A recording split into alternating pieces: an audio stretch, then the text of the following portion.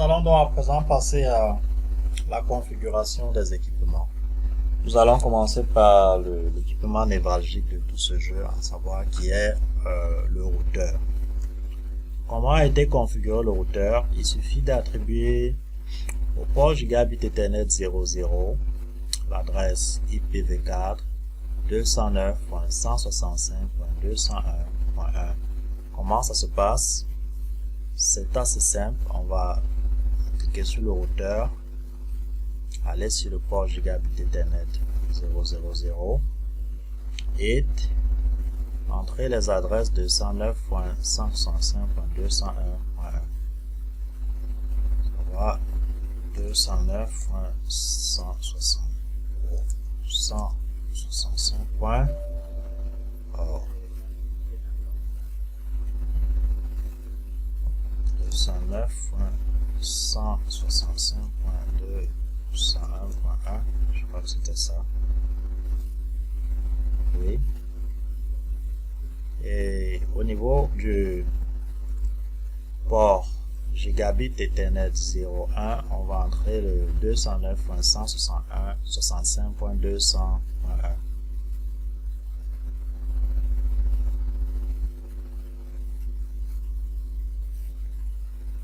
209.165.200.1.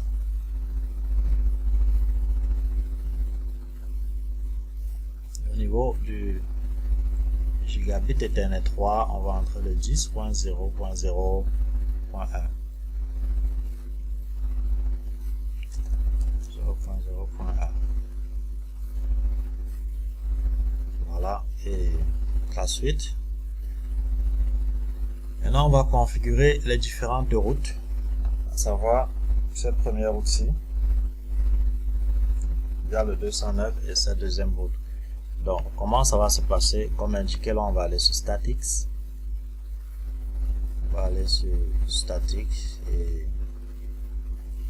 au début là, en haut, on va écrire 192.168.3.0.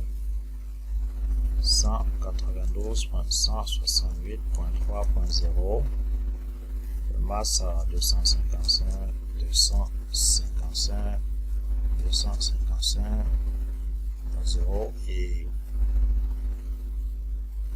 le next hop sera 209.165.201.2. 209.165.201.2 et une fois fait, on va ajouter. Voilà le chemin qui est venu là. Maintenant, on va mettre le deuxième chemin qui est le 172.16.1.0 ici. 172.16.1.0. Le masque 255.255.255.0.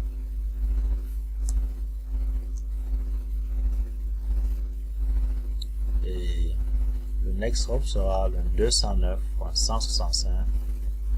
209.165.201.2. Je crois que c'est point 2. Voilà, point 2. Voilà. Maintenant, une fois les chemins configurés, on configure le DHCP. Pour configurer le DHCP, il suffit d'entrer ces lignes qui suivent. On va d'abord configurer le DHCP pour le sous-réseau ISP. Et ensuite, on va configurer le DHCP pour le sous-réseau Central Office Server. Puis on va fermer la configuration avec un copy run start et un sh run. Puis, là, il suffit juste de saisir ces lignes de code dans le routeur. Où est-ce qu'elles doivent être saisies? Elles doivent être saisies ici, sur la ligne de commande. Bon, là, on va faire pour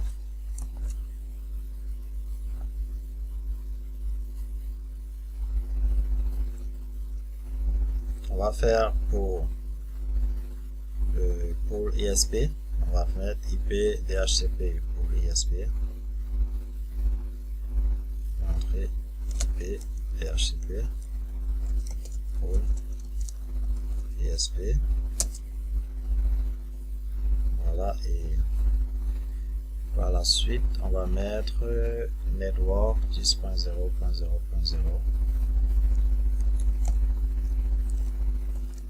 Network 10.0.0.0 avec un 255.255.255.255.0. Voilà. Puis on va mettre default router 10.0.0.1. Default router 0.0.1. Puis on va entrer DNS, l'adresse IP du serveur DNS, DNS server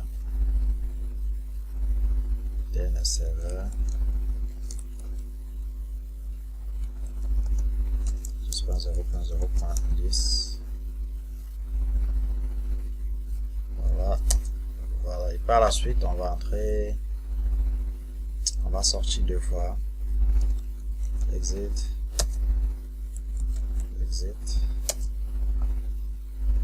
Voilà, donc comme veut, il suffit juste de suivre cette ligne de code pour configurer. Et là, on va configurer encore il faudra la même lancer le DHCP au niveau du Center Office Server. Le Center Office Server, c'est cette partie-ci. Center Office Server. Alors, c'est pareil, on va saisir juste les lignes de code. Donc là, on est déjà sur le routeur. On va mettre un enable.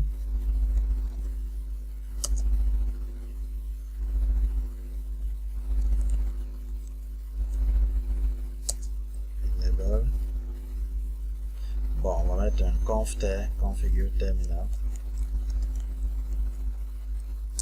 Oh, désolé, confter. Voilà. C'est configure terminal. On va mettre IP DHCP pool. IP DHCP pool. Central Office. Je sais pas. On va coller comme c'est collé. On va coller serveur. Voilà. Et maintenant on va entrer ceci. Network 209.165.201.0. Network 209.165.201.0. Et je crois là on avait 255.255.255.0. Puis on va entrer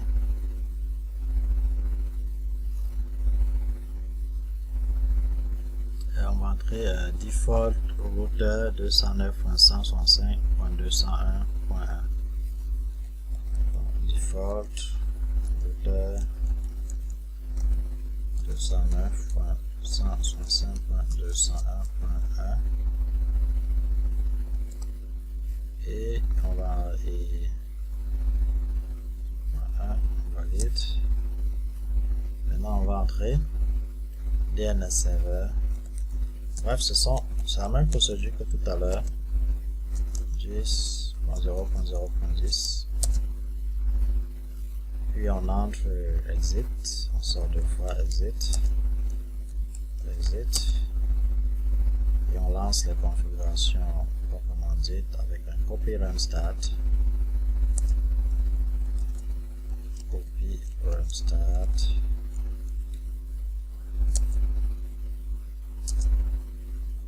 Et on fait un SH run. Voilà qui achève les configurations du routeur. Voilà toutes les informations que nous avons déjà eu entrer qui sont visibles. On poursuit les configurations avec la configuration du serveur CO, qui consiste en fait, maintenant le DHCP étant configuré, nous allons juste placer ce serveur CO en mode, sur le mode DHCP. Le routeur étant configuré, nous allons placer le serveur CO en mode DHCP tout simplement.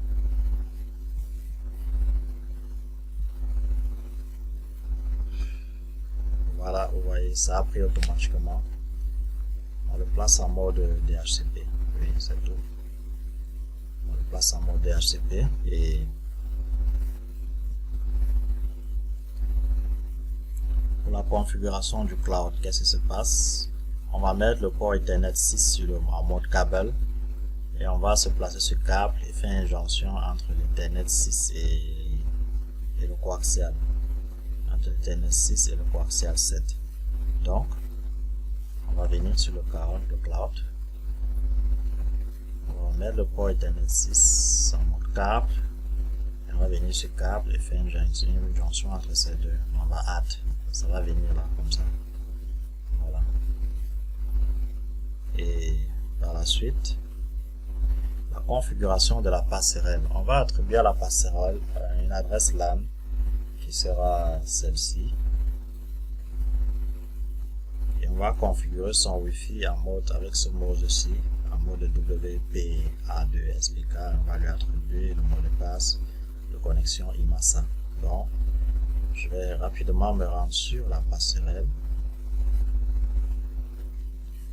À son LAN, je vais lui donner ce mot de passe. Bon, je vais essayer de modifier juste quelques chiffres. Parce que c'est pas souvent, il vient avec un mot de passe par défaut. Donc je vais juste changer ce 25 par 3. Donc, bon, je vais déjà commencer. Son wireless, donc je le mets en mode et je mets IMASA ici.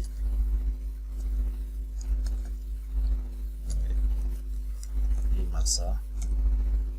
Voilà. Tout va se déconnecter. Voilà. Tous les sont déconnectés parce que la passerelle n'a plus une configuration par défaut. Donc tous les objets se déconnectent. Bon. Pour les reconnecter, on va revenir tout à l'heure. On va d'abord configurer le serveur DNS. On va juste lui donner ses valeurs, c'est default gateway, à savoir l'adresse du port du routeur qui lui est connecté. C'est le 10.0.0.1. On va mettre le DNS serveur 10.0.0.10 en mode statique bien sûr. Et puis on va venir, bon, faisons-le.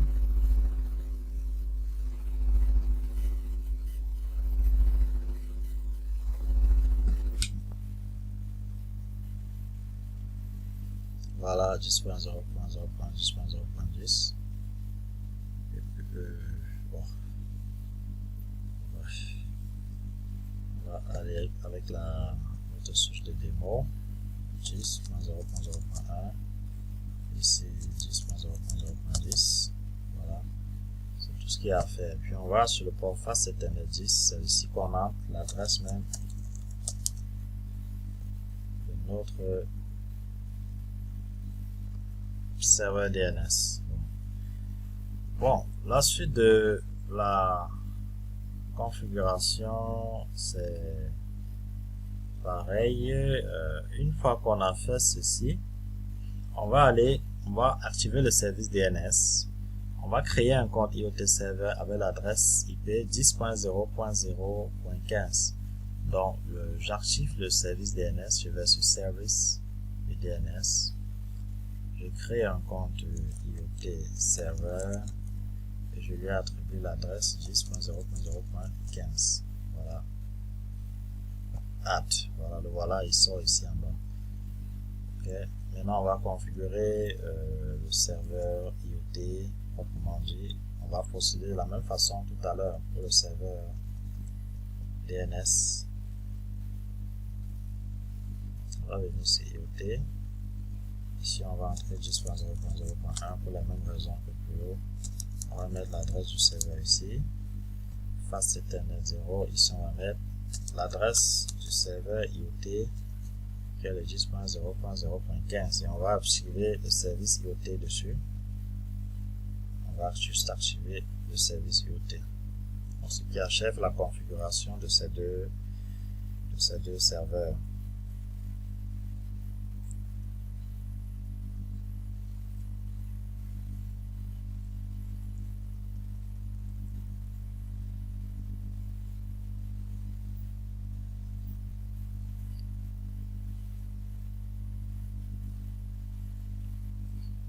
Ok, actuellement, pour reconnecter ces différents appareils à la passerelle, c'est très simple. On va aller sur chaque appareil. N'oublions pas qu'ils étaient connectés tout à l'heure, donc c'est une simple question de configuration au niveau de leur port Wi-Fi. On va juste leur attribuer le mot de passe et le SSID de la passerelle. Comme ici, on va voir. On fait pareil avec tous les équipements.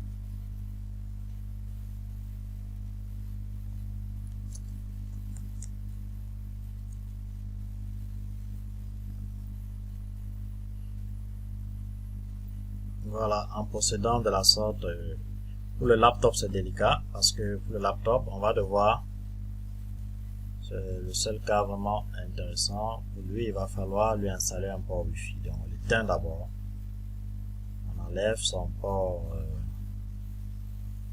bon, s'il a un port 4 réseau ici, c'est déjà Wi-Fi, on va l'avouer, on met le port Wi-Fi, on allume, et puis on va sur config, on va sur wireless, Home Gateway, c'est déjà bon là, et on entre le mot de passe de notre passerelle, c'est tout. Voilà, et ça devrait se connecter d'un moment à l'autre, voilà, et c'est comme ça qu'on connecte les autres. Et en constituant de la sorte, on va obtenir ce réseau-ci, donc tous les points sensibles ayant été configurés. Maintenant, une fois que c'est fait, il est question de créer un compte IoT. Comment ça se passe? On se connecte par le téléphone. Une bonne pratique avec le téléphone est toujours de rafraîchir le DHCP. Voilà. Une fois que c'est fait, on va sur Desktop.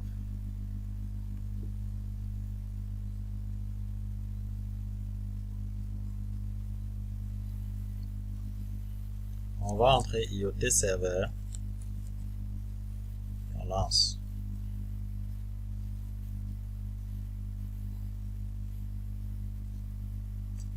On attend un peu.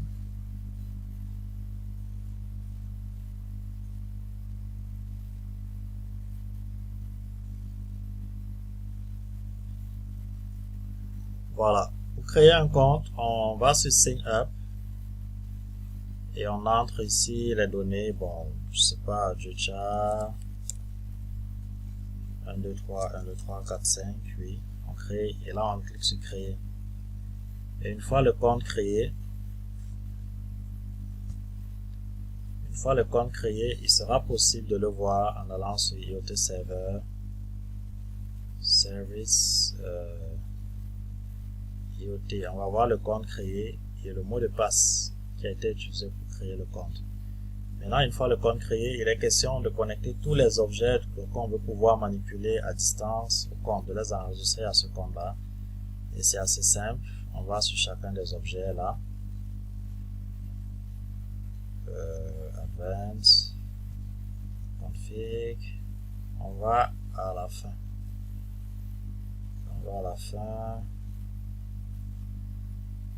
De chaque objet. Bon, celui-ci il est ainsi parce que c'est un objet qui ne peut pas être manipulé proprement dit. On ne peut pas ni l'éteindre, l'allumer. Il est comme il est. C'est un détecteur sensoriel tout simplement. Oui. Par contre, au niveau de la porte, là on peut l'enregistrer. Vous voyez là, on clique sur Remote Server, on entre les données, là on va sur Refresh, on enregistre. Il est question d'enregistrer tous ces objets de la sorte. Et après enregistrement, on pourra vérifier que tous ces objets sont effectivement là. On va faire ce rafraîchir. On ne peut pas avoir de souci de connexion devant. On va rafraîchir encore le DHCP du téléphone. smartphone, pardon. Voilà, maintenant.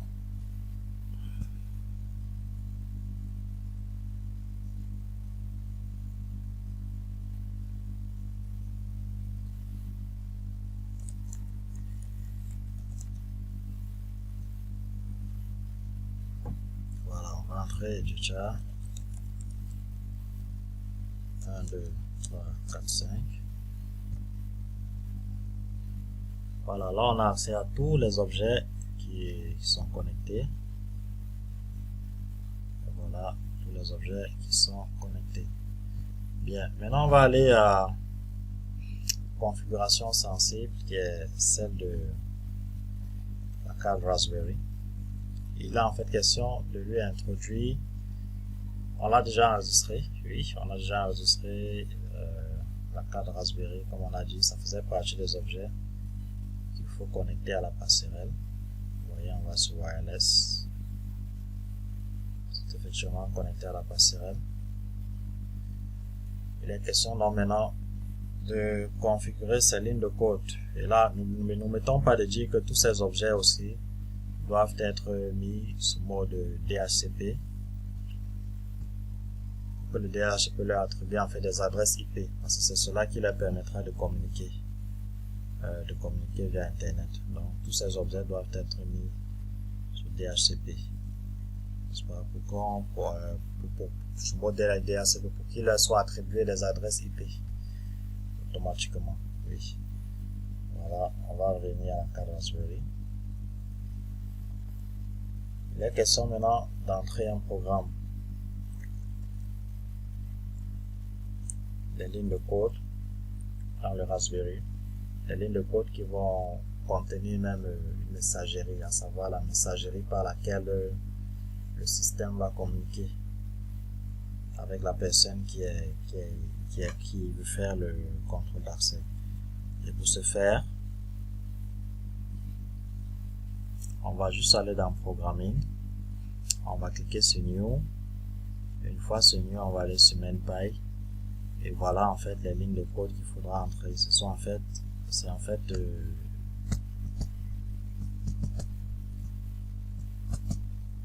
code ici.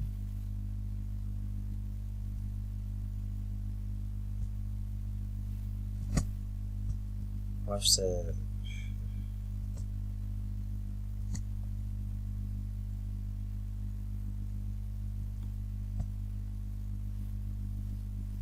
voilà, c'est ce code-ci qu'il faut entrer. Donc cette partie-ci est lancée. Et quand c'est lancé, on a un starting mail là. Donc c'est déjà en fonctionnement. Oui. Quand c'est lancé, on a un starting mail et c'est déjà en fonctionnement, tel que dit. Bon. Le problème que nous avons rencontré, vous voyez là, on a la webcam qui est allumée et autres. Le problème que nous avons rencontré ici, c'est que normalement, il aurait fallu pouvoir,